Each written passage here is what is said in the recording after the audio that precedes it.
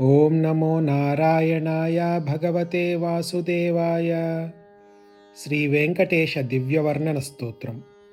ಶಿರಸಿ ವಜ್ರಕಿರೀಟಂ ವದನೆ ಶಶಿವರ್ಣಪ್ರಕಾಶಂ ಫಾಲೆ ಕಸ್ತೂರಿ ಶ್ರೀಗಂಧತಿಲಕಂ ಕರ್ಣೆ ವಜ್ರಕುಂಡಲಶೋಭಿತಂ ನಾಸಿಕಾಯಾಂ ಸುವಾಸಿಕಪುಷ್ಪದಲಂ ನಯನೆ ಶಶಿಮಂಡಲಪ್ರಕಾಶಂ ಕಂಠೆ ಸುವರ್ಣಪುಷ್ಪಮಾಲಾಲಂಕೃತಂ ಹೃದಯೇ ಶ್ರೀನಿವಾಸಮಂದಿರಂ करे करुणाभयसागरं भुजे शङ्खचक्रगदाधरं स्कन्दे सुवर्णयज्ञोपवीतभूषणं सर्वाङ्गे स्वर्णपीताम्बरधरं पादे परमानन्दरूपं सर्वपापनिवारकं सर्वं स्वर्णमयं देवं नामितं श्रीवेङ्कटेशं श्रीनिवासं तिरुमलेशं नमामि श्रीवेङ्कटेशम्